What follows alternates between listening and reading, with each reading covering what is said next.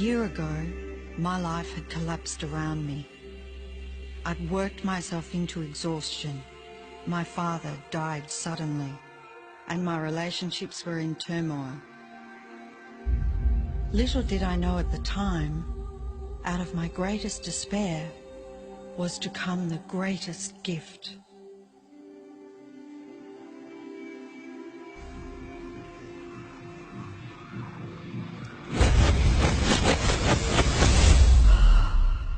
I'd been given a glimpse of a great secret.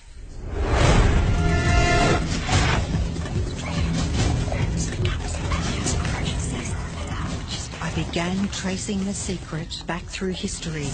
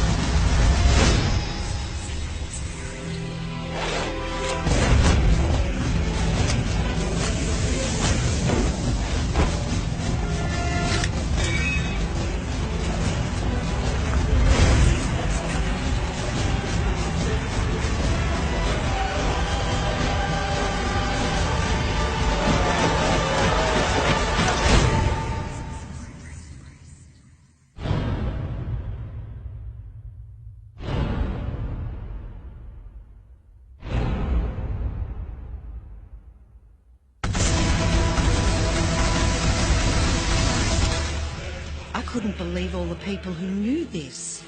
They were the greatest people in history.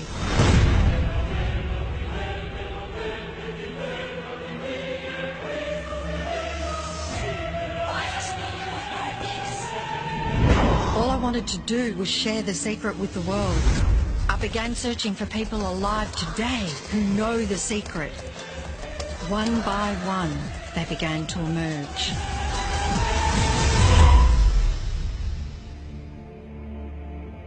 You know, this secret gives you everything you want.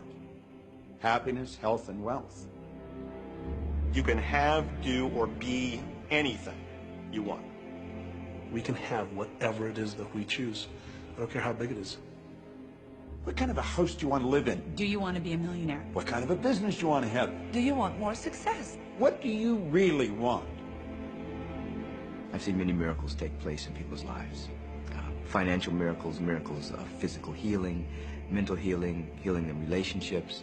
All of this happened because of knowing how to apply the secret. This is the great secret of life.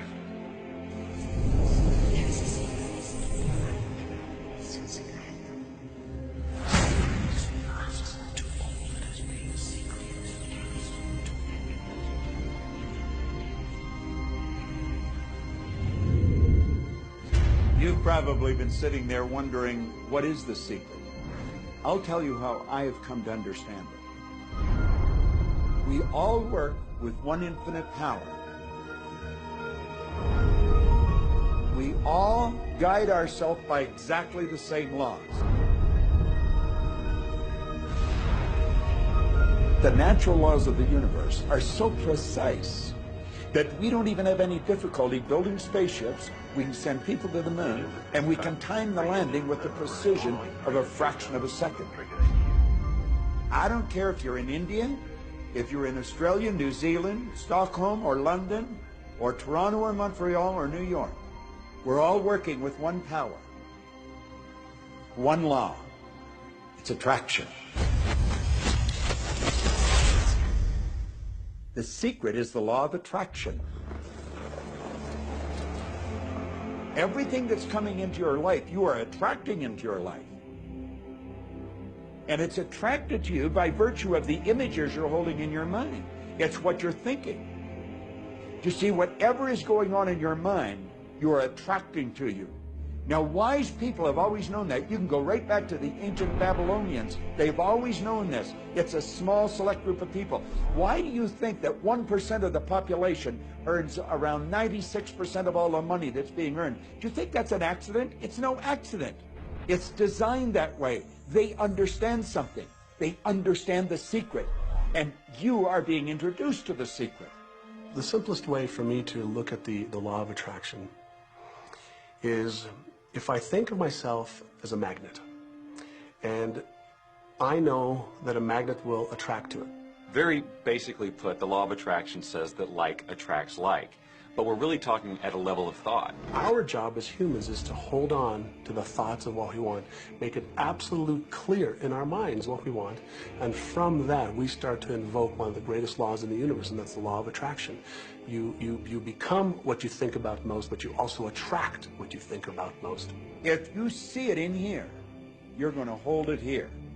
And that principle can be summed up in 3 simple words. Thoughts become things. What most people don't understand is a thought has a frequency. Every thought has a frequency. We can measure a thought.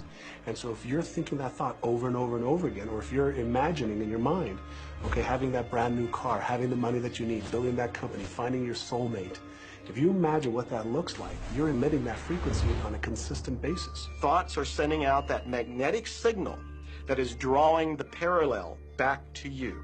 See yourself living in abundance, and you will attract it. It always works. It works every time with every person. Here's the problem. Most people are thinking about what they don't want, and they're wondering why it shows up over and over and over again. The law of attraction doesn't care whether you perceive something to be good or bad, or whether you don't want it or whether you do want it. It's responding to your thoughts. So if you're sitting there looking at a mountain of debt, feeling terrible about it, that's the signal you're putting out into the universe. Wow, I feel really bad because of all this debt I've got. You're just affirming it to yourself. You feel it on every level of your being. That's what you're going to get more of.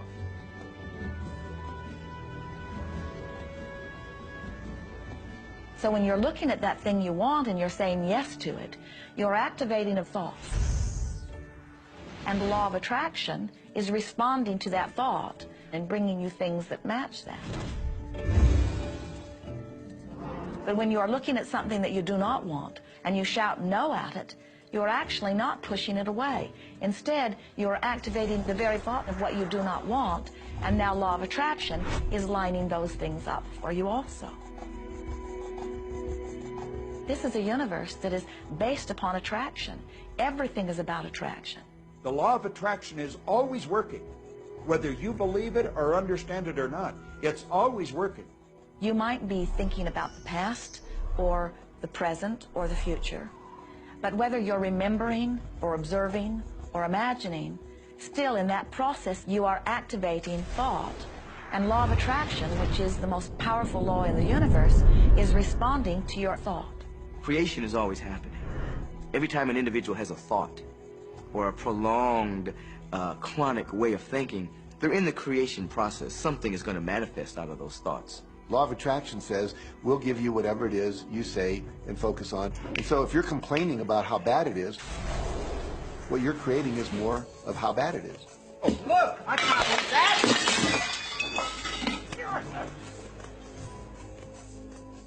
I had a student named Robert. Robert was a gay man, and he was taking an online course I have, part of which entails email access to me. And he outlined all of the grim realities of his life.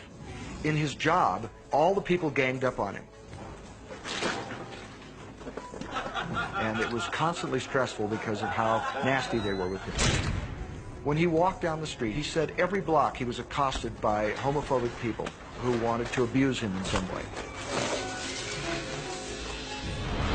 He was wanting to become a stand-up comedian.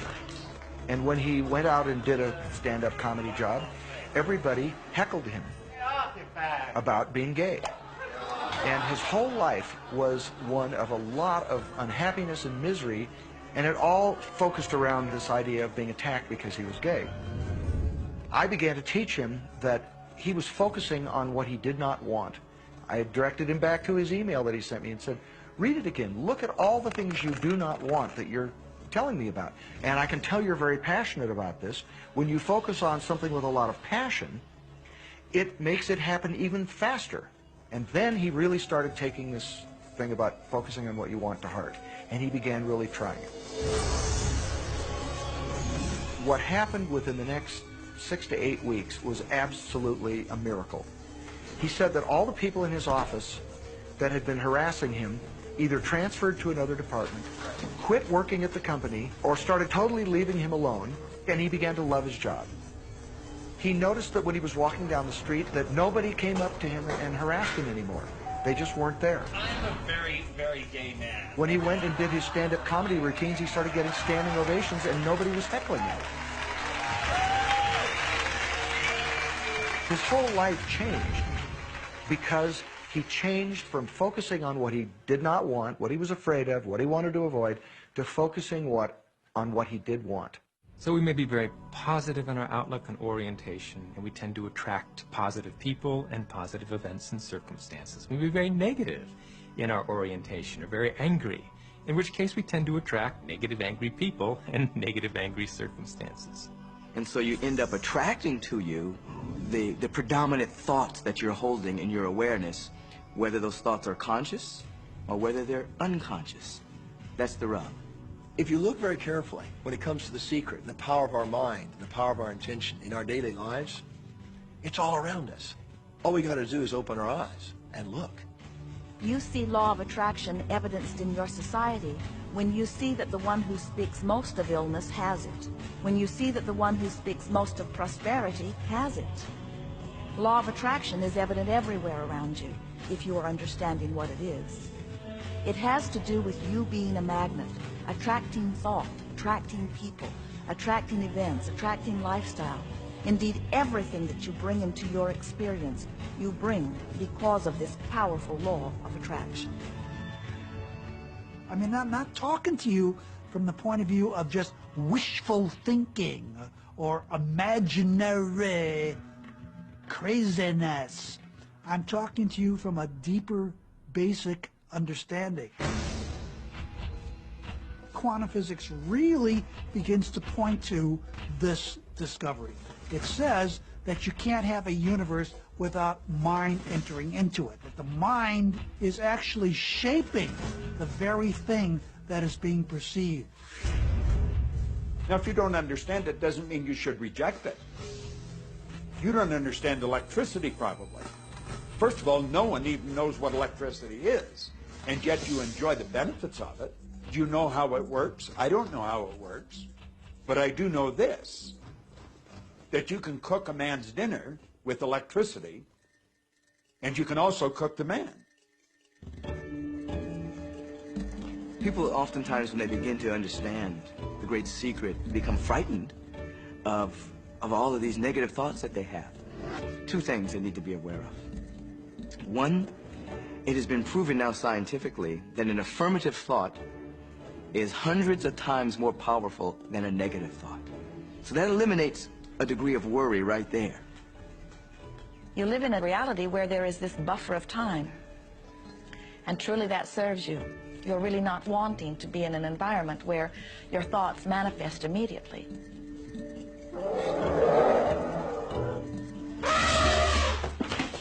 The evidence is long in coming, and that is really a good thing.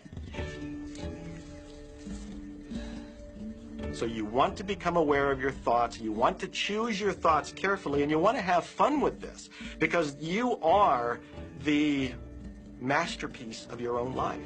You are the Michelangelo of your own life. The David that you are sculpting is you, and you do it with your thoughts. The leaders in the past who had the secret wanted to keep the power and not share the power. So they kept people ignorant of the secret. People went to work, they did their job, they came home. They were on a treadmill with no power because the secret was kept in the few. We live in a universe in which there are laws.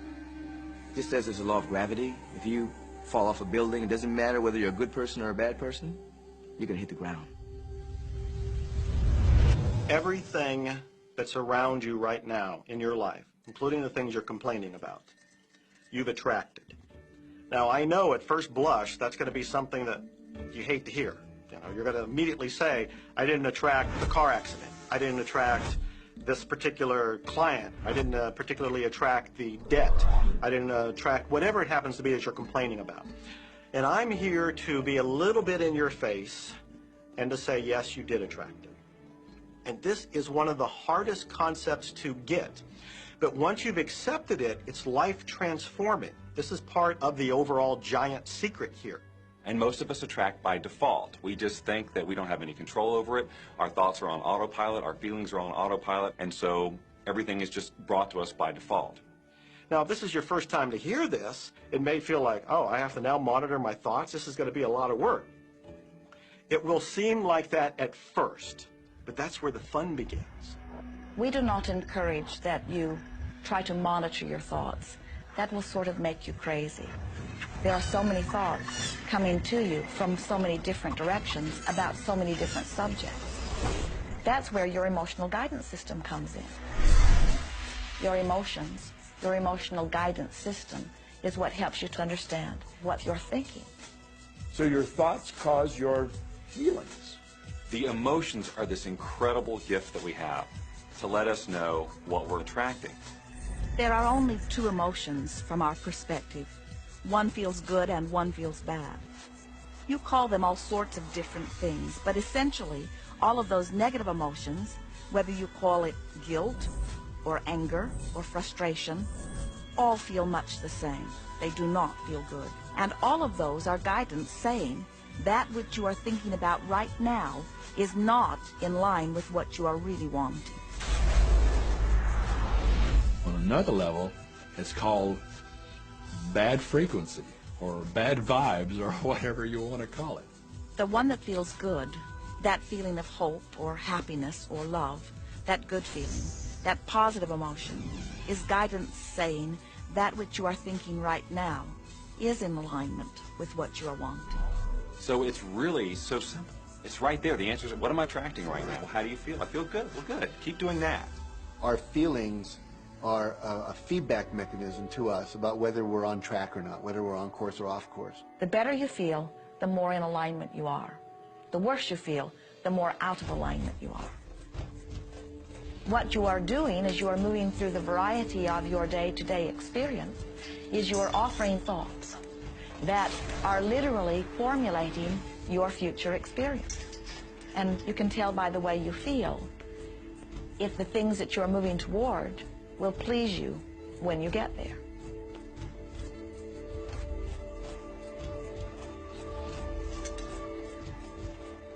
Whatever it is you're feeling is a perfect reflection of what is in the process of becoming. And you're getting exactly what you're feeling about, not so much what you're thinking about. That's why people, if they stub their toe out of bed, they tend to spiral.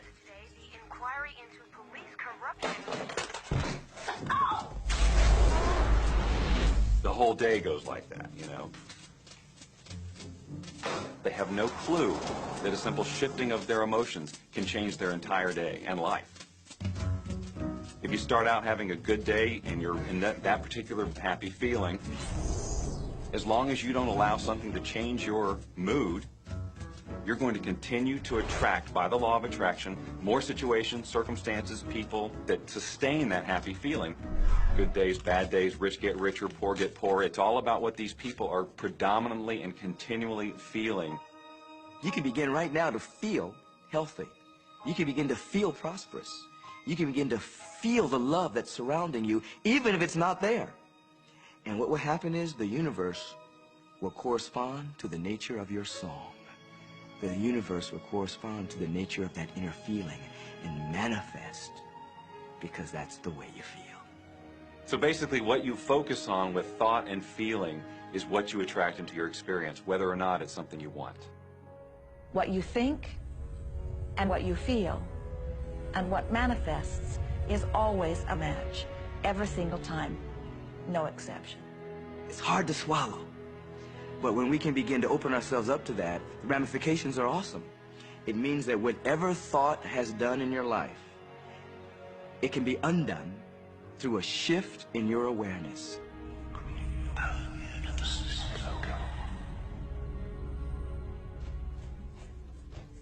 It's really important that you feel good, because this feeling good is what goes out as a signal into the universe and starts to attract more of itself to you. So the more you can feel good, the more you will attract the things that help you feel good, and it'll keep bringing you up higher and higher. When you're feeling down, do you know that you can change it like that? Put on a beautiful piece of music. Start singing. That'll change your emotion. Or think of something beautiful. Think of a baby. Maybe one you love. And dwell on it. Really keep that thought in your mind. Block everything out but that thought. I guarantee you'll start to feel good. This principle applies to your family pet, for instance, which I believe are wonderful because they put you in a great emotional state. When you feel love for your pet, that's a great state of love. It's going to bring goodness into your life. What a gift that is. And when you begin to get the hang of this, when you begin to guide your thoughts based upon the way they feel, and you begin to notice the correlation between what you're feeling and thinking and what's coming back to you, before you know it, you will know that you are the creator of your own reality. And those who are watching from a distance will stand in amazement at the perfect life you live. Since I learned the secret and started applying it to my life has truly become magical. I think the kind of life that everybody dreams of, and I live on a day-to-day basis. I live in a $4.5 million mansion. I have a wife to die for. I get to vacation in all the fabulous spots of the world. I've climbed mountains, I've explored, I've been on safaris. And all of this happens and continues to happen because of knowing how to apply the secret. Life can be absolutely phenomenal, and it should be, and it will be, when you start using the secret.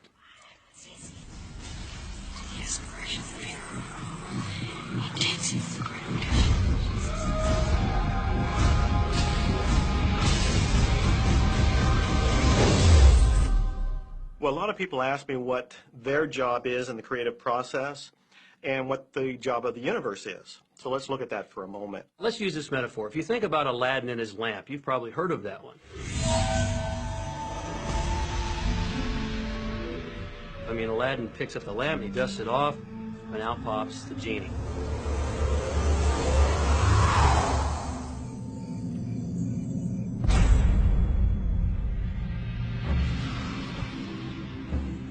And the genie always says one thing. Your wish is my command. If you trace the story back to its origins, you know, we now think that there's 3 wishes, but if you trace the story back to its origins, there's absolutely no limit whatsoever to the wishes. Think about that one. Now, let's take this metaphor and blow it out and apply it to you in your life. Remember, Aladdin is the one who always asks for what he wants. Then you've got the universe at large, which is this grand genie, and traditions, you know, have called it so many different things. Your holy guardian angel, your higher self. I mean, we could put any label on it, and you choose the one that works best for you. But every tradition has told us there's something bigger than us. And the genie always says one thing. Your wish is my command. So we like to say to you that the creative process is a 3-step process. Step 1 is you must ask for what you want. You do not need to use words to ask. In fact, the universe is not even hearing words from you. The universe is responding completely to your thought.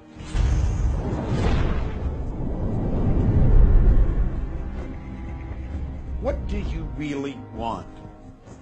Sit down and write it out on a piece of paper. Write it in the present tense.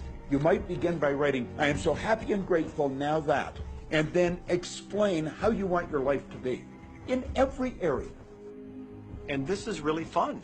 This is like having the universe as your catalog, and you flip through it and you go, well, I'd like to have this experience, and I'd like to have that product, and I'd like to have a person like that. It is you just placing your order with the universe. It's really that easy. The second step is answer, an answer to what you're asking. And that is not your work in your physical form. The universe will do that step for you. All of the universal forces are responding to the thoughts that you have set into motion. Your wish is my command.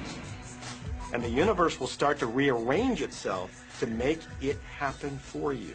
Most of us have never allowed ourselves to want what we truly want because we can't see how it's going to manifest.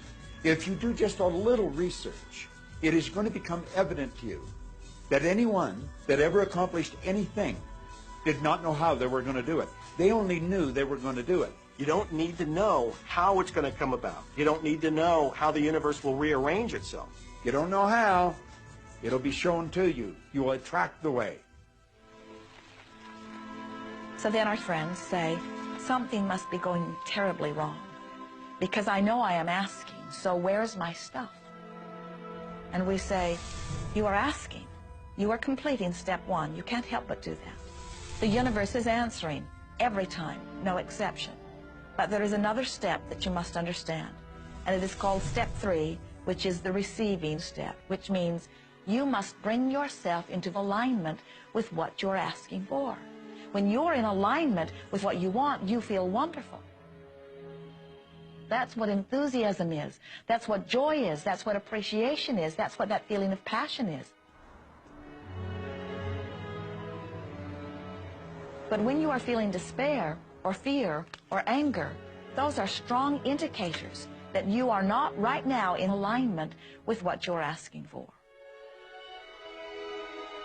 And so when you begin to realize that the way you feel is everything, and you begin to direct your thoughts based upon how they feel, little by little, you can find the feeling place of it, and now you are one with it, and now it must manifest into your experience.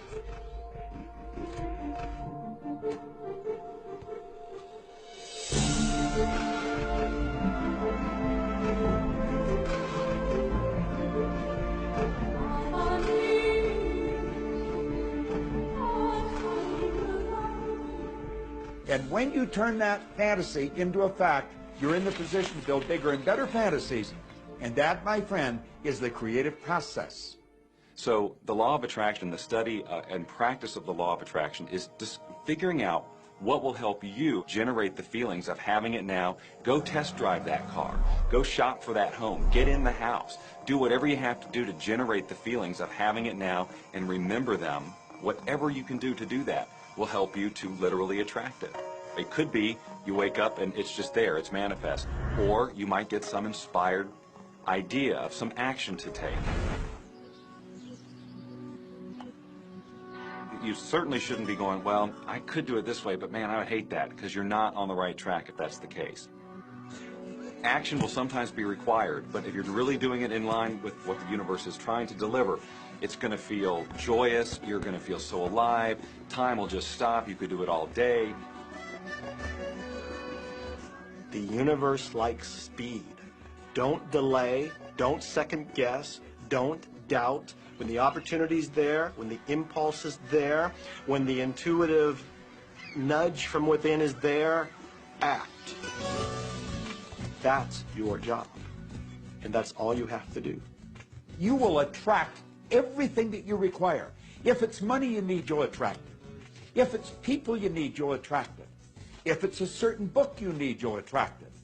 You've got to pay attention to what you're attracted to. Because as you hold images of what you want, you're going to be attracted to things and they're going to be attracted to you. But it literally moves into physical reality with and through you. And it does that by law. You can start with nothing. And out of nothing, and out of no way, a way will be made. Think of this.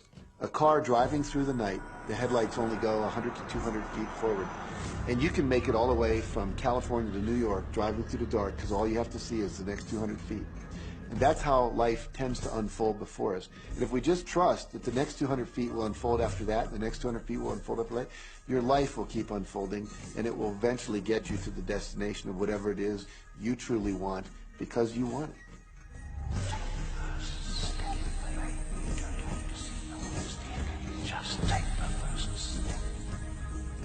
Well, another thing people wonder about is how long is this going to take?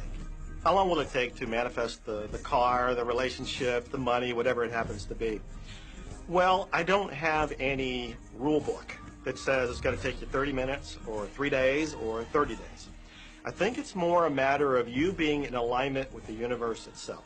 Size it's nothing to the universe. It is no more difficult to attract on a scientific level something that we consider huge to something that we consider infinitesimally small. The universe does everything it does with zero effort. Grass doesn't strain to grow. It's effortless. It's just this great design.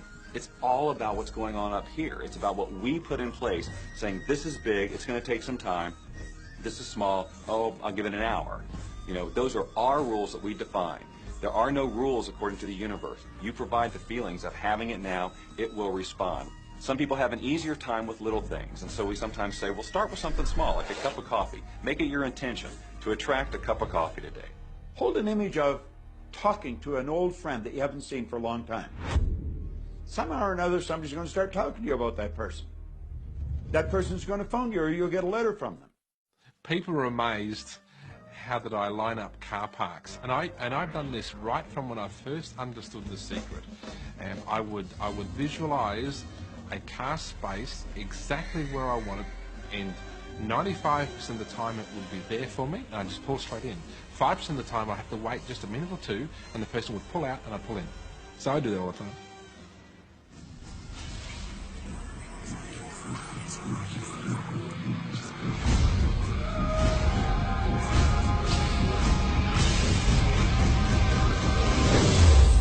A lot of people feel stuck or in prison or confined by their current circumstances. And I'm trying to point out that whatever your circumstances right now, that is only your current reality. And current reality will begin to change as a result of watching this and beginning to use The Secret. But sometimes it feels like you're stuck because you continue to think the same thoughts over and over again. And so you tend to get the same results over and over again. And the reason is because most people offer the majority of their thought in response to what they are observing. You see, if you're just looking at what is, then you're just thinking about what is. And when you think about what is, law of attraction gives you more of it. And then if you just observe what is, then you're just thinking about what is. And law of attraction gives you more of what is. And then if you just observe what, we've been over this, haven't we? You have to find a way that you are approaching what is through a different vantage point. Most people look at their current state of affairs and they say, this is who I am. That's not who you are. That's who you were. You see, if you look at your current state of affairs right now, let's say, for instance, that you don't have a lot of money in your bank account, or you don't have the relationship that you want, or your health and fitness isn't up to par. That's not who you are. That's the residual outcome of your past thoughts and actions. So we're constantly living in this residual, if you will, of the thoughts and the actions we've taken in the past. When you look at your current state of affairs and define yourself by that, then you doom yourself to have nothing more than the same in the future. All that we are is the result of thought. Okay, what can you do right now to begin to turn your life around? I'll tell you 2 or 3 things. Start making a list of things to be grateful for. Start with that, because this shifts your energy. It starts to shift your thinking. Where before this exercise, you might be focusing on what you don't have, and you might be focusing on your complaints, and you might be focusing on whatever the problems are. When you do this exercise, you start to go in a different direction. You start to be grateful for all the things that you feel good about. Gratitude is absolutely the way to bring more into your life. Every man knows that when his wife's appreciating him for the little things he does, what does he want to do? He wants to do more. It's always about appreciation. It pulls things in. It attracts support. I've said for many years that whatever we think about and thank about, we bring about. Because that's that feeling that you have to have, you know. And so for me, it's been such a powerful exercise every morning to get up and say thank you. Every morning when I feed it before, thank you. And then I start running through what I'm grateful for as I'm going to brush my teeth and do the things I do in the morning. And I'm not just thinking about them and doing some rote routine, but I'm putting it out there and I'm feeling the feelings of gratitude. Because as soon as you start to feel differently about what you already have, you will start to attract more of the good things, more of the things you can be grateful for. Because you can look around and say, well, look, I don't have the car I want, I don't have the house I want, I don't have the health I want, I don't have the spouse I want. Oh, back up, back up. Those are all the things you don't want. Focus on what you already have that you're grateful for. And it might be you have the eyes to watch this. It might be the clothes that you have. Yes, you might prefer something else, and you might get something else pretty soon if you start feeling grateful for what you have. I think everybody goes through times when they say, oh man, things aren't working right, or things are going bad, and there were some things going on in my family, and I found a rock. I was just sitting here holding this rock. You might see me carrying around. I found a rock. I stuck it in my pocket, and I said, you know what? Every time I touch this rock, I'm going to think of something that I'm grateful for. And so every morning when I get up in the morning, I pick it up off the dresser, I put it in my pocket, and I go through the things that I'm grateful for. At night, what do? You empty your pocket, and there it is again. And I've had some different experiences with that. I've had some amazing experiences. I had a guy from South Africa, and he saw me drop it. He said, what is that? Well, what's that? I explained it to him, so he started calling it a gratitude rock. Gratitude rock. 2 weeks later, I got an email from him from South Africa. And he said, my son is dying from a rare disease. It's a type of hepatitis. He said, would you send me 3 gratitude rocks? Now, they're just rocks I found off the street, you know? So I said, sure. I had to make sure that the rocks were very special. And so I went out to the stream, looked, picked out the right rocks, and sent them off to him. 4 or 5 months later, I get an email from him that my son's better, he's doing terrific, and he said, but you need to know something. He says, we've sold over 1,000 rocks at $10 a piece as gratitude rocks, and we've raised all this money for charity. Thank you very much. And so it's very important to be in an attitude of gratitude, as I call it. Another thing that I would suggest that you do right now to turn your life around, and this is so huge that I can't find the words to describe just how powerful this can be for you.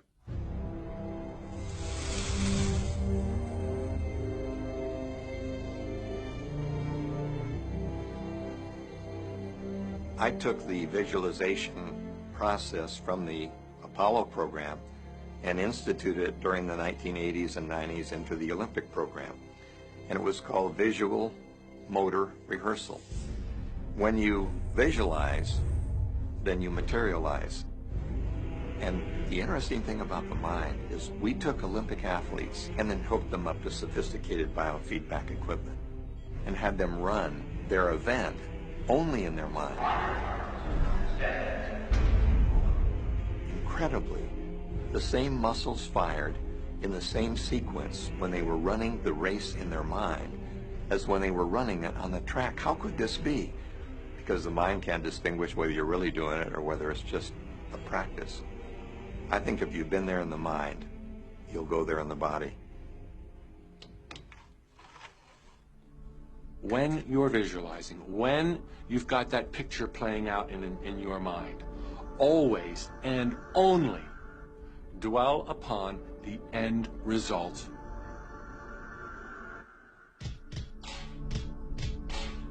Here's an example. Look at the back of your hands right now. Really, look at the back of your hands. The color of your skin, the freckles, the blood vessels, the rings, the fingernails, the fake fingernails. Take in all those details right before you close your eyes. And then see those hands, your fingers, wrapping around the steering wheel of your brand new car.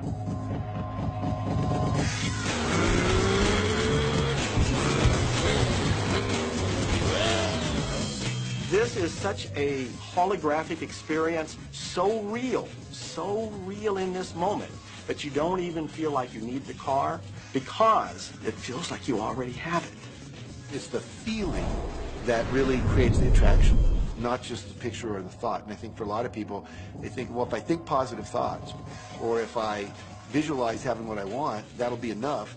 But if you're doing that and still not feeling abundant or feeling, loving and joyful, then it doesn't, from my mind, really create the power of the attraction. This is where the secret actually moves into action. You put yourself in the feeling place of really being in that car, not, oh, I wish I could get that car, or someday I'll have that car, because that's a very definite feeling associated with that. It's not in the now, it's not, you know, it's in the future. If you stay in that feeling, it will always be in the future. Feel the joy, feel the happiness, no matter how silly it seems in that dark and quiet room, and you're going, woohoo! Do it! A lot of people will say, you know, come on, do I have to do that? How bad do you want change?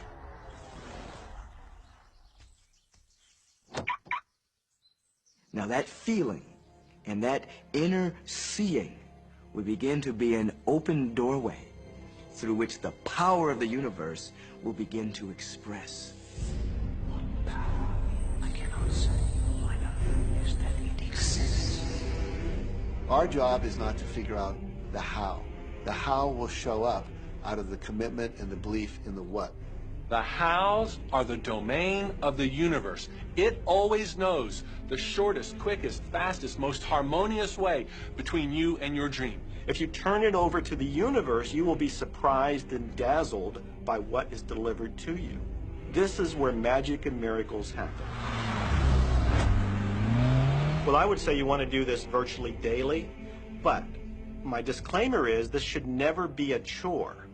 What's really bottom line importance here to the whole secret is feeling good. You want to feel exhilarated by this whole process. You want to be high, happy, in tune as much as possible. The only difference between people who really are living this way and people who aren't, living in the magic of life, is that the people who are living in the magic of life have habituated ways of being. They have habituated this process, and magic happens with them wherever they go, because they remember it and they do it all the time, not as a one-time event.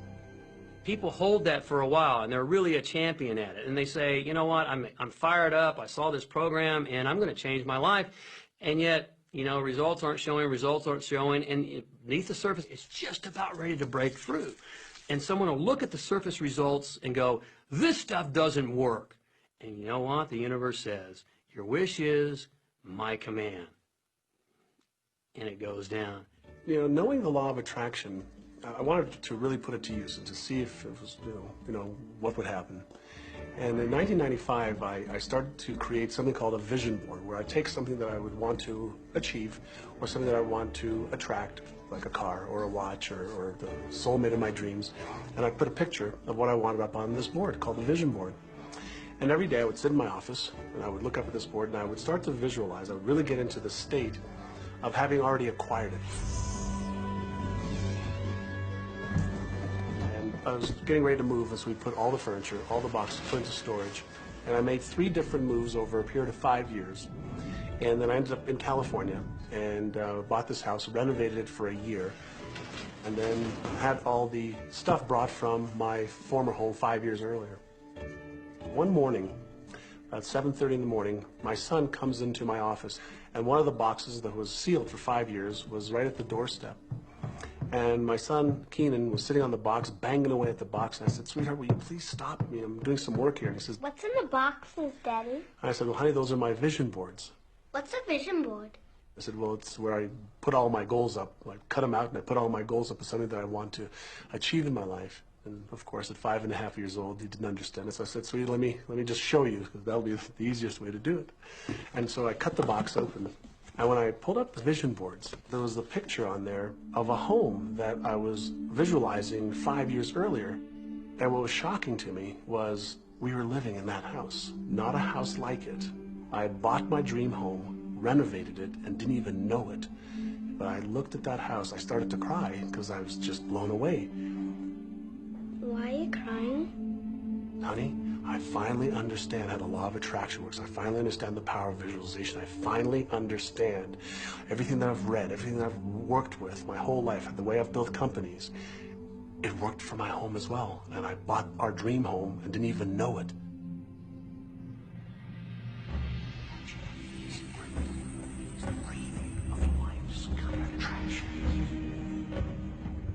Decide what you want. Believe you can have it. Believe you deserve it. Believe it's possible for you. And then close your eyes every day for several minutes and visualize having what you already want and feeling the feelings of already having it. Come out of that and focus on what you're grateful for already. And really enjoy it, okay? And then go into your day and release it to the universe and trust that the universe will figure out how to manifest it.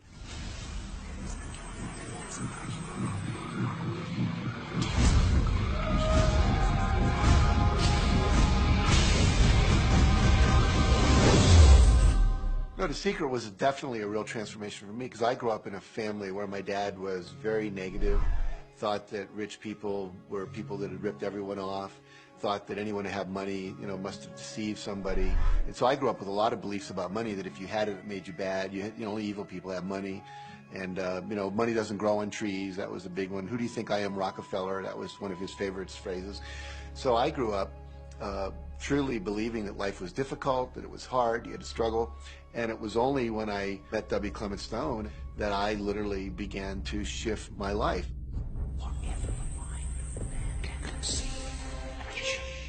When I was working with Stone, he said, I want you to set a goal that's so big that if you achieved it, it would blow your mind. And you would know it's only because of what I've taught you that you would have achieved this goal. Well, at the time, I was making about $8,000 a year. And for some reason, I wanted something that was really measurable. So I said, I want to make $100,000 in a year. And I had no idea how I could do that. I saw no strategy, no possibility, but I just said, I'm going to declare that, I'm going to believe it, I'm going to act as if it's true, and release it. And so I did that. And one of the things he taught me was every day to close your eyes and visualize the goal as if it's already achieved. And I had actually made a $100,000 bill that I put on the ceiling. So the first thing I'd see when I woke up, I'd look up and there it was. It would remind me that this was my intention. And then I would close my eyes and visualize having this $100,000 a year lifestyle. And interestingly enough, nothing major happened for about 30 days. I didn't have any great breakthrough ideas. No one was offering me more money. And all of a sudden, I was in the shower. It was about 4 weeks into it, and I had a $100,000 idea. It just came right into my head. I had a book I had written, and I said, if I could sell 400,000 copies of my book at a quarter each, that'd be $100,000. Now, the book was there, but I never had this thought. And one of the secrets, I think, is that when you have inspired thought, you have to trust it, and you have to act on it. Now, I didn't know how to do that. I didn't know how I was going to sell 400,000 copies. We'd never done that. And then I saw the National Enquirer at the supermarket. I had seen that millions of times, and it was just background. And all of a sudden, it jumped out at me as foreground, and I thought, wow, if readers knew about my book, certainly 400,000 people would go out and buy it. And about 6 weeks later, I gave a talk at Hunter College in New York to 600 teachers, and this lady comes up at the end and she says, that was a great talk. I'd like to interview you. Let me give you my card. And I said, who do you write for? I'm a freelancer, but I sell most of my stuff to the National Enquirer. And I had this little theme from the Twilight Zone went off in my head. You're like, whoa, this stuff's really working. So that article came out, and our book sales started to take off. But the point I want to make is that I was attracting into my life all these different events, including this person. And to make a long story short, I did not make $100,000 that year. We made $92,327. But do you think we were like depressed and going, this doesn't work? No, we were going, whoa, this is amazing. And so my wife said to me, wow, if it works for 100,000, you think it'd work for $1 million? And I said, I don't know. I think so. Let's try it. My publisher actually wrote me a check as a royalty check for our first Chicken Soup for the Soul book. And he actually put a smiley face in his signature because it was the first $1 million check he'd ever written. And so I know from my own experience, because I wanted to test it, does this secret really work? And when we put it to the test, it absolutely worked. And now I live my life from that every single day. Well, I can just imagine what a lot of people that are watching this are thinking. And that is, how can I attract more money into my life? How can I get more of the green stuff? How can I get more wealth and prosperity?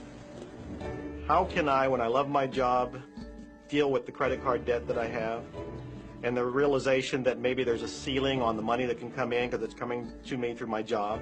How can I bring in more? Intended. This goes back to one of the things we've been talking about throughout the whole secret. Your job is to declare what you would like to have from the catalog of the universe. Well, if cash is one of them, say how much you would like to have. I would like to have $25,000 unexpected income within the next 30 days. or whatever it happens to be. It should be believable for you. Most people have a goal of getting out of debt. That'll keep you in debt forever. Whatever you're thinking about, you will attract. You'll say, but it's get out of debt. I don't care if it's get out or get in. If you're thinking debt, you're attracting debt. Set up an automatic debt repayment program and then start to focus on prosperity. So many times people say to me, well, I'd like to double my income in the next year. But then you look at their actions and they're not doing the things that are going to make that happen. And they'll turn right around and go, well, I can't afford that. Okay, guess what? Your wish is my command. As you are fussing about not having enough money, as you are talking to your friend about not having enough money, as you are feeling unhappy about not having enough money, you're actually activating within yourself or continuing the activation of a thought that is very different from the desire that you have launched. What it just comes down to is you just can't want more money and focus upon not enough. When I first understood the secret, I was getting bills. Every day I'd get a bunch of bills in the mail. And I thought, how do I turn this around? The law of attraction states that what you focus on, you will get. So I got a bank statement. I whited out the total and I put a new total in there. I put exactly how much I wanted to see in the bank. So I thought, what if I just visualize checks coming in the mail? So I just visualize a bunch of checks coming in the mail. Within just 1 month, things started to change.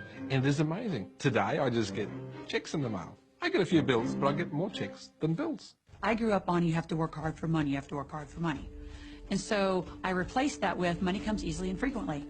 Now, in the beginning, it feels like a lie, right? There was a part of your brain that will say, oh, you liar, it's hard. So you have to know it's this little tennis match that will go on for a while. When it comes to creating wealth, wealth is a mindset. It's all about how you think. I'd say 80% of my coaching that I do one-on-one with folks is about their psychology and the way they think. And I know when people are listening, they say, oh, well, you can do it, I can't. Every person has the capability to change the way they're in a relationship and conversation with money. I find so many people who maybe make a tremendous amount of money, but their relationships stink. That's a technical term, by the way. And that's not wealth. It really isn't. You can go after the money and you might get rich, but it doesn't guarantee you'll be wealthy. I'm not suggesting that money isn't a part of wealth. It absolutely is. But it's only a part. And then I meet a lot of people who are quote-unquote spiritual, but they're sick and broke all the time. That's not wealth either. Life is meant to be abundant in all areas. Many people in Western culture are striving for success. They want to have the home, they want their business to work, they want all of these things. But what I found in my research is that having those things certainly doesn't guarantee what we really want, which is happiness. And that's when all those outer things come. They don't come from going after them first to get happiness. It's backwards. You go for the sense of inner joy, of inner peace, of inner vision first, and then all the other things from the outside appear.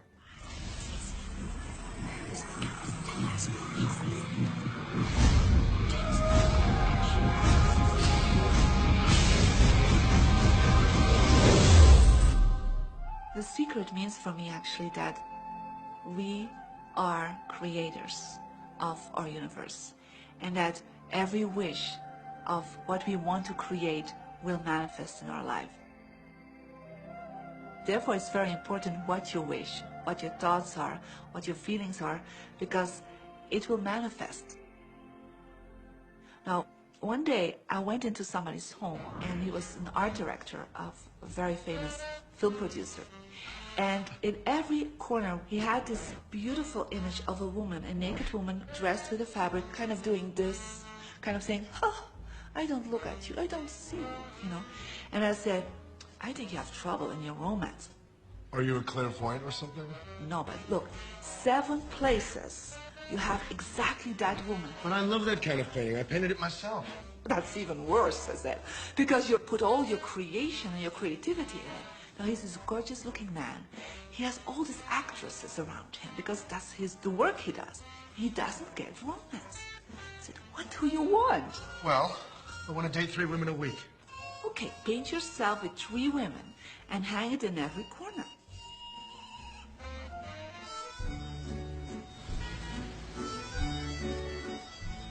6 months later, I see him in Europe and said, how is your love life? Great. They just call me. They all want to date me. Because that's your wish. Now I have like 3 dates a week. They're fighting over me. Good on you. But I really want to stabilize a little bit. I want marriage, and I want romance. Well, paint it, okay? So he painted a beautiful romantic relationship. And a year later, he got married and is very happy. Because he put another wish out. But he wished it in himself for years, but it did not happen. Because his wish could not manifest because the outer level of himself, his house, was just contradicting himself all the time. So if you know this knowledge, you should start playing with it. Inside relationships, it's important to first understand who's coming into the relationship. And I don't mean about your partner, I mean about you. How can you ever expect anyone else to enjoy your company if you don't enjoy your own company? And so, again, the law of attraction, or the secret, is about bringing that into your life, and you've got to get really, really clear. Here's the question I would ask you to consider. Do you treat yourself the way that you want other people to treat you? You become the solution for you. Don't like, now you owe me and you need to give me more. Instead, give more to yourself. Take time off to give to yourself, in a sense, to fill yourself up to fullness, to where now you can overflow in giving. I got into many relationships expecting my partner to show me my beauty. I needed to see him showing me my beauty because I didn't feel beautiful. Because when I was growing up, my sheroes were Charlie's Angels, the Bionic Woman, Wonder Woman. And though they were wonderful women, none of them looked like me. It wasn't until I stopped and I fell in love with Lisa, full lips, round hips, smoker skin, afro, that the rest of the world began to fall in love with Lisa. There's something so magnificent about you. I have been studying me for 44 years. I want to kiss myself. Because you're going to get to love yourself. I'm not talking about conceit. I'm talking about a healthy respect for yourself. And as you love yourself, you'll love others. Sometimes people will say, those people at work are so negative, or the man I live with is so angry, or my children are so worrisome to me. And we say, you must orient yourself to the best part of those people who surround you. We encourage that you get a notebook and that you make a list of the positive aspects of the people that you spend a lot of time with.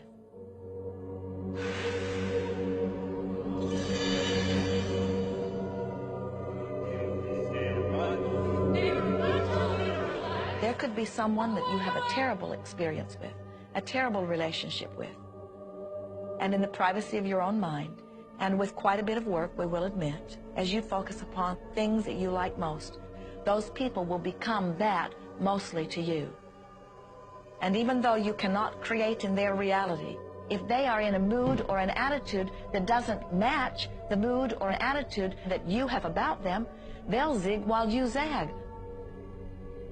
Law of attraction will not put you in the same space together. Your frequencies don't match up.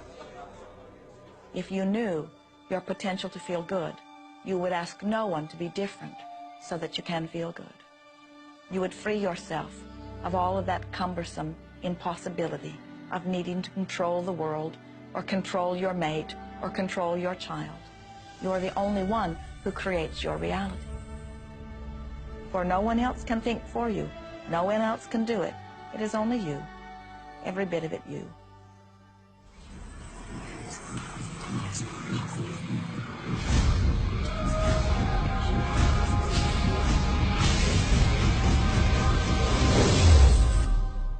It's important to recognize that our body is really the product of our thoughts. We're beginning to understand in medical science the degree to which the nature of thoughts and emotions actually determines the physical substance and structure and function of our bodies. We've known in the healing arts of a placebo effect. A placebo is something that supposedly has no impact and no effect on the body, like a sugar pill or something. You tell the patient that this is just as effective, and what happens is the placebo has the same effect, if not greater effect, than sometimes the medication is supposed to be designed for that effect. So they found out that the human mind is the biggest factor in the healing arts. more so than sometimes the medication. If somebody is in a situation where they're sick and they have an alternative to try to explore what is in their mind creating it versus using medicine, if it's an acute situation that could bring death to them, then obviously the medicine is a wise thing to do while they explore what the mind is about. So you don't want to negate medicine. Every form of healing has a place. There is only a stream of well-being that flows, you know. It is a stream of pure positive energy. And the universe, all that we know, is abundant with only that. This is a world that is based upon well-being, and well-being dramatically abounds. And when you are allowing that stream to flow in its fullness, you feel very, very good. And when you are pinching it off a bit, you feel not so good. There is only a stream of goodness or well-being which you are allowing or not. And your magnificent emotions are telling you what the mix is, how you're doing in your allowing or your resisting of this connection. You know people who have had terminal disease. Stop and think of the word dis-ease. Hyphenate the word. That's a body that's not at ease. We've got 1,000 different diagnoses and disease out there. They're just the weak link.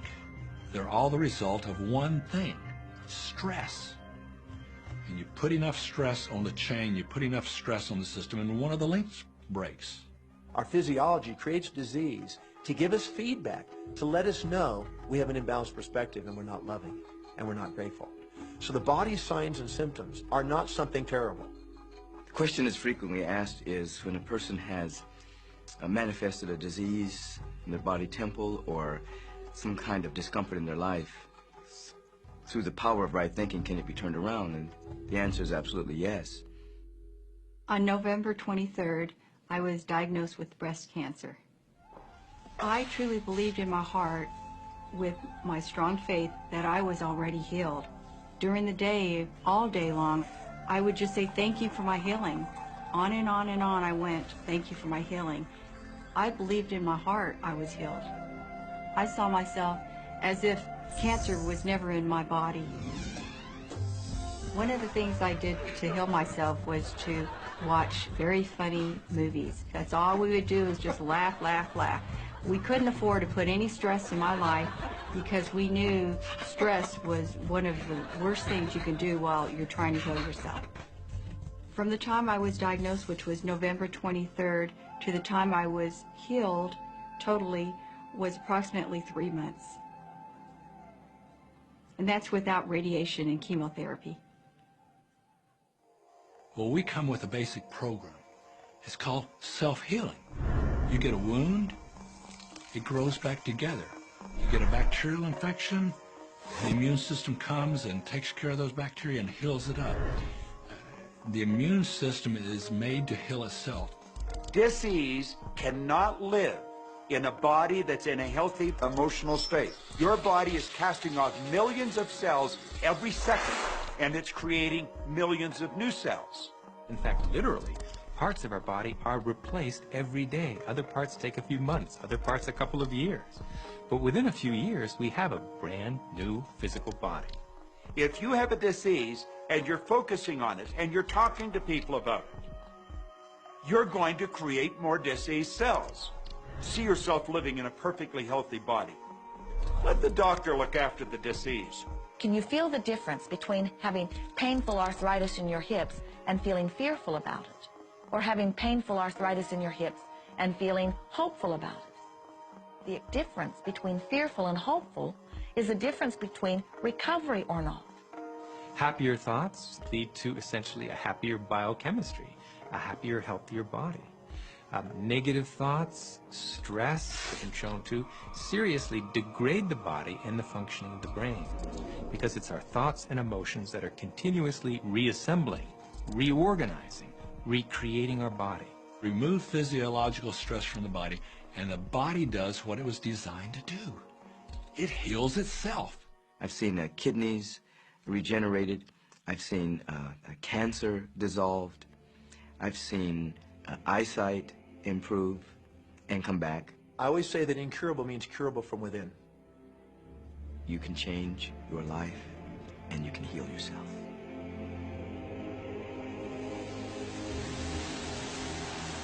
Well, my story begins on March 10, 1981. It really changed my whole life. It was a day I'll never forget. I crashed an airplane.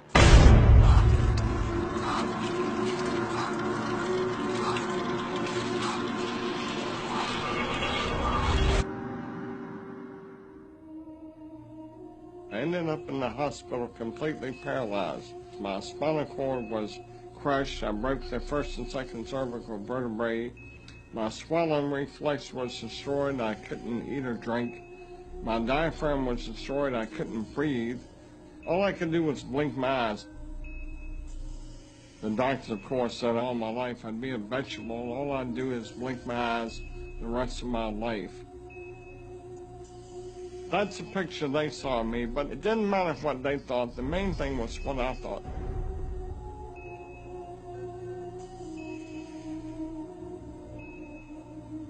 I picture myself being a normal person again, walking out of that hospital. The only thing I had to work with in the hospital was my mind. As long as you have your mind, you can put things back together again. I was hooked to a respirator, and they said I'd never breathe on my own again because my diaphragm was destroyed. But this little voice kept saying to me, breathe deep, breathe deep.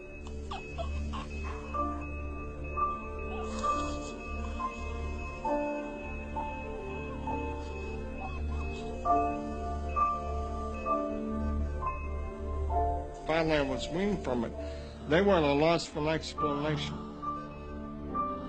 See, I could not afford to allow anything to come in my mind that would distract me from my goal and from my vision.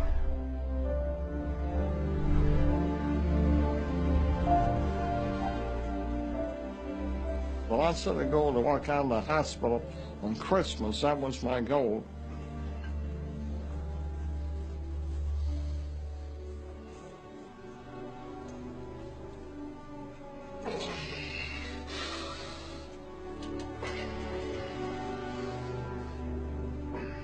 Eight months later, I walked out of the hospital on my own 2 feet.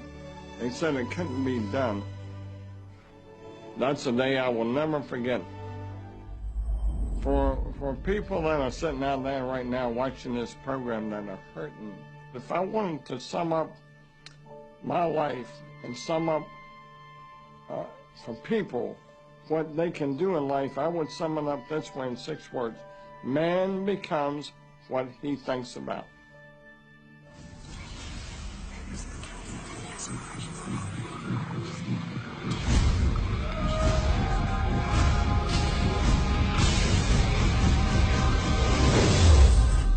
We notice that there are so many people who are living life in a very conditional way. They look out and they see things that are wonderful and they say, yes, we want more of those. We would vote for that. We would support that with our time and energy and money. But then they look out and they see things that they do not want, terrible things that they do not want to live and that they do not want to see others live. And they say, we've got to do something about getting rid of those things. But they don't realize that as they push against the unwanted, they add power to it. In this world, there is a war against poverty and a war against cancer and a war against teenage pregnancy and a war against terrorism and a war against violence and a war against terrorism. We mentioned that there's a war against terrorism, and all of this pushing against is only adding to, because you can't say no and make it go away. When you shout no, law of attraction is lining that up. The reason that what you resist persists is because if you're resisting something, you're saying, no, I don't want this thing because it makes me feel this way, the way I'm feeling right now. So you're just putting out this really strong emotion of, wow, I really don't like this feeling, and it's there, and it just comes racing towards you. You know, the anti-war movement creates more war. The anti-drug movement has actually created more drugs because we're focusing on what we don't want, drugs. People will say, well, shouldn't I focus upon that? That is true. And we say, that is like saying, because someone gave their attention to something they did not want long enough that now it is manifested, I should do it too. And we say, we don't really understand that reasoning. Mother Teresa was brilliant. She said, I will never attend an anti-war rally. If you have a peace rally, invite me. You know, she knew. She understood the secret. I mean, look what she manifested in the world. So if you're anti-war, be pro-peace. If you're anti-hunger, be pro people having more than enough to eat. If you're anti a particular politician, be pro his opponent. Often elections are tipped in the favor of the person that people are really against because he's getting all the energy and all the focus. You want to focus on what you want, not what you don't want. It's okay to notice what you don't want because that gives you contrast to say, well, this is what I do want. But the fact is that the more you talk about what you don't want or talk about how bad it is, read about all of that all the time, and then say, oh, how terrible it is, well, you're creating more of that. You know, so many times people say to me, well, James, I have to be informed. Maybe you have to be informed, but you don't have to be inundated. Learn to become still and to take your attention away from what you don't want and all the emotional charge around it and place the attention on what you wish to experience. I would say when the voice and the vision on the inside become more profound and more clear and loud than the opinions on the outside, you've mastered your life. You are not here to try to get the world to be just as you want it to be. You are here to create the world around you that you choose, while you allow the world as others choose it to be, to exist also.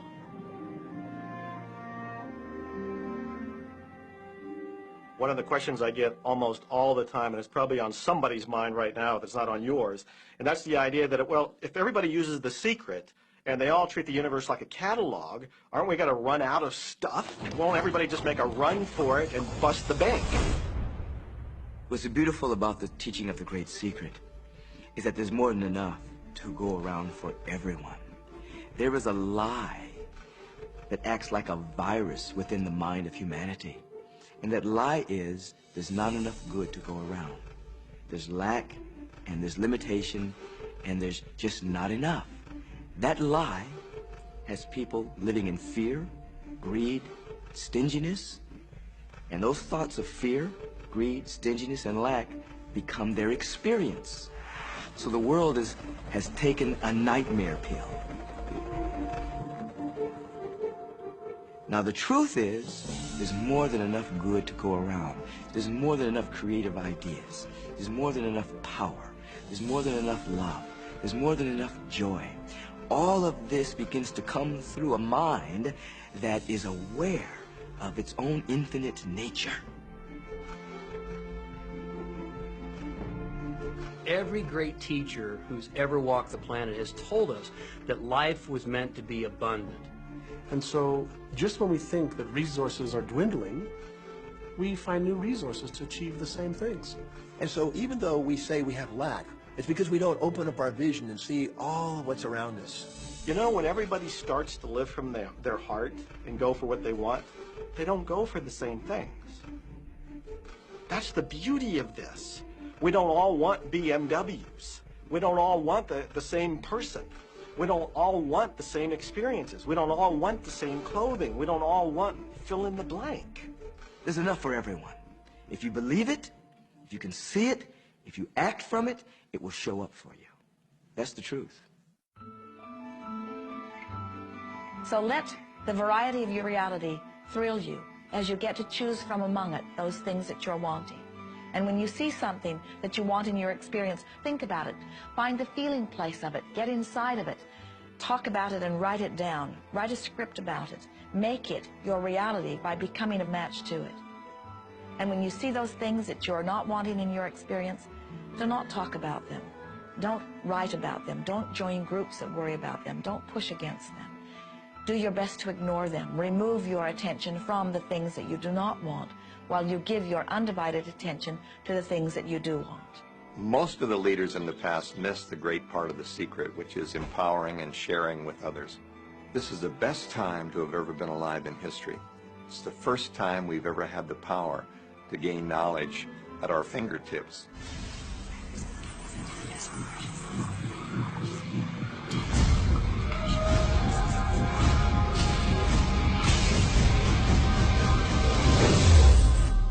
When we look around us, even at our own bodies, what we see is the tip of the iceberg.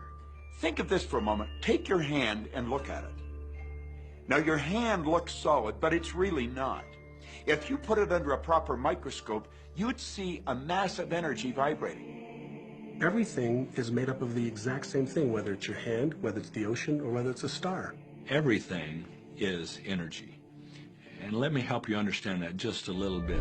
There's the universe, of course, and our galaxy, and our planet, and then individuals, and then inside of this body are organ systems, and then there's cells, and then there's molecules, and then there's atoms, and then there is energy. So there are a lot of levels to talk about something on, but everything in the universe is energy. I don't care what city you're living in, you've got enough power in your body, potential power, to illuminate the whole city for nearly a week. Most people define themselves by this finite body, but you're not a finite body. I mean, even under a microscope, you're an energy field. Well, what we know about energy is this. You go to a quantum physicist and you say, what creates the world? And he or she will say, energy. Well, describe energy. Okay, it can never be created or destroyed. It's always was, always has been. Everything that ever existed always exists. It's moving into form, through form, and out of form. Okay, great. You go to a theologian and you ask the question, what created the universe? And he or she will say, God. Okay, describe God. Always was and always has been, never can be created or destroyed, all that ever was, always will be, always moving into form, through form, and out of form.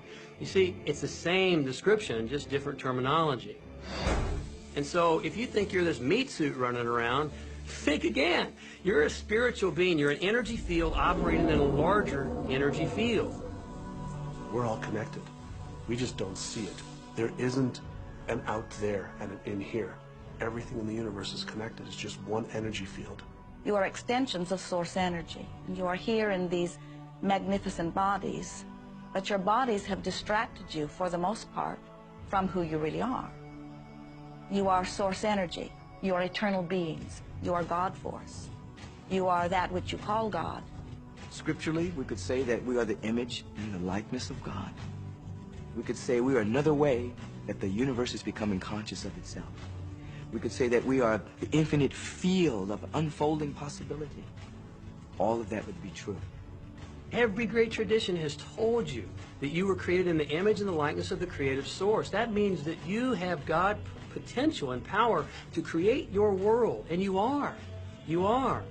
And maybe you've created things to this point that are wonderful and worthy of you, and maybe you haven't. The question I'd ask you to consider is, do the results you have in your life, are they what you really want? And are they worthy of you? If they're not worthy of you, then when would now be the right time to change those? Because you have the power to do that.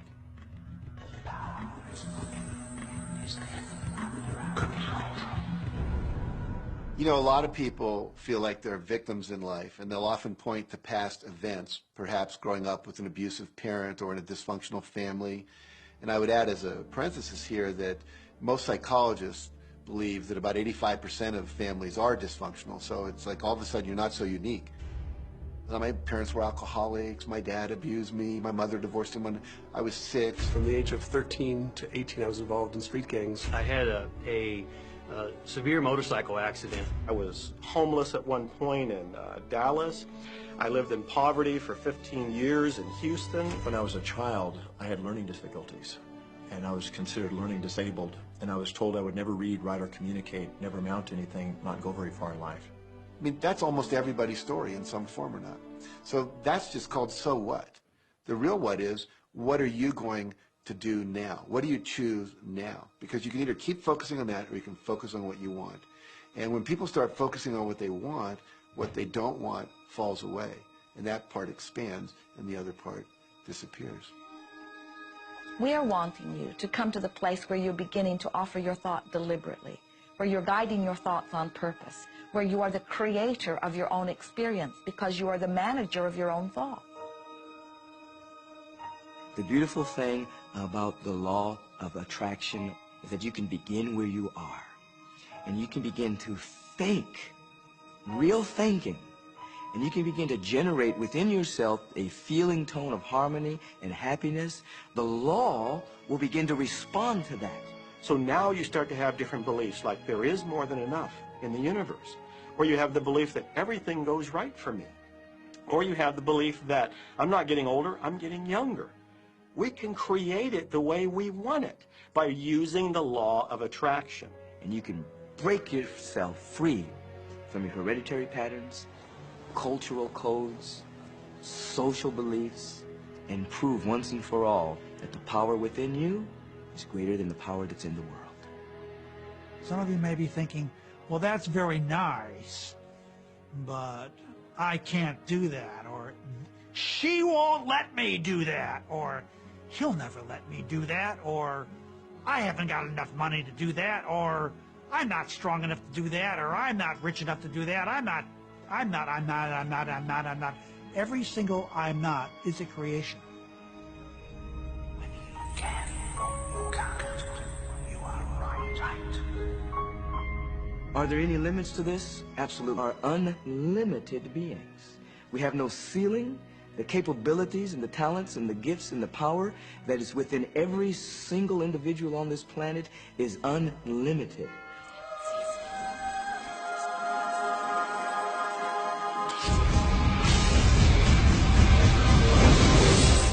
There is no blackboard in the sky on which God has written your purpose, your mission in life.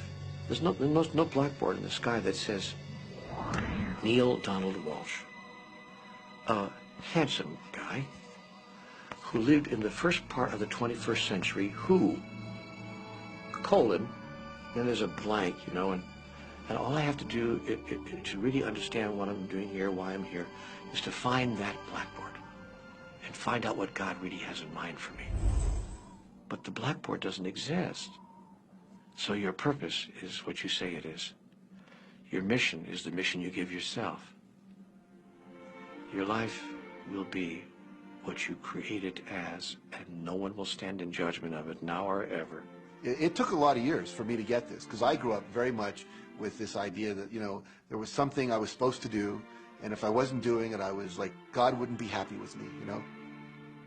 When I really got that my primary aim was to feel and experience joy, then I began to do only those things which brought me joy. We have a saying, you know, if it ain't fun, don't do it, you know? Joy, love, freedom, happiness, laughter. That's what it is. And if you've just experienced joy sitting there and meditating for an hour, by golly, do that. If you experience joy eating a salami sandwich, then do that. When I pet my cat, I'm in a state of joy. When I walk in nature, I'm in a state of joy. So I want to constantly put myself in that state.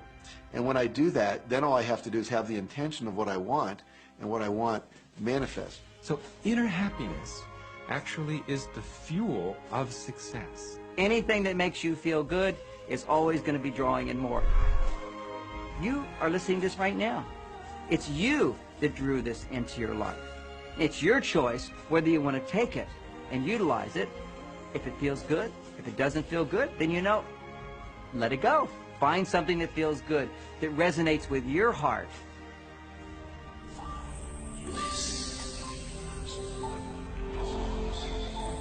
Joseph Campbell said, follow your bliss. We think those are the best words we've ever heard spoken from a human tongue. And if one could follow one's bliss, you would follow the trail to abundance and well-being on all subjects. Enjoy life with us, because life is phenomenal. It's a magnificent trip. You will live in a different reality, a different life, and people will look at you and say, what do you do different than me? Well, the only thing that is different is that you work with the secret. And then you can do and have and be things that people would say that's impossible for you to do and have and be. We're really now moving into a new era. It's the era where the last frontier is not space, as Star Trek would say, but it's going to be mind. I see a future of unbounded potential, unbounded possibilities. Remember, we're using at most 5% of the potential of the human mind. 100% human potential is the result of proper education. So imagine a world where people were using their full mental and emotional potential. We could go anywhere. We could do anything, achieve anything. See yourself with the good that you desire. Every religious book tells us that. Every great book on philosophy, every great leader, all the avatars who have ever lived. Go back and study the wise ones.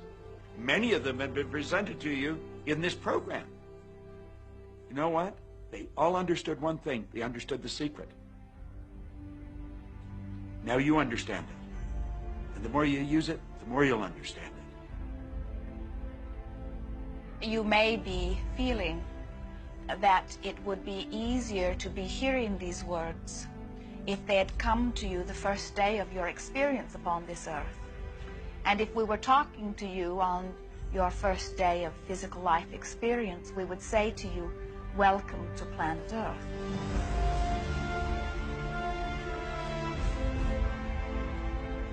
There is nothing that you cannot be or do or have. You are a magnificent creator, and you are here by your powerful and deliberate wanting to be here. Go forth, giving thought to what you are wanting, attracting life experience to help you decide what you want. And once you have decided, giving thought only unto that. Most of your time will be spent collecting data that will help you decide what it is you want. But your real work is to decide what you want and then to focus upon it. For it is through focusing upon what you want that you will attract it. That is the process of creating. I believe that you're great, that there's something magnificent about you. Regardless of what has happened to you in your life, regardless of how young or how old you think you might be, the moment you begin to think properly, there's something that is within you, there's power within you that's greater than the world, it will begin to emerge. It will take over your life. It will feed you. It will clothe you. It will guide you, protect you, direct you, sustain your very existence if you let it. Now that is what I know for sure.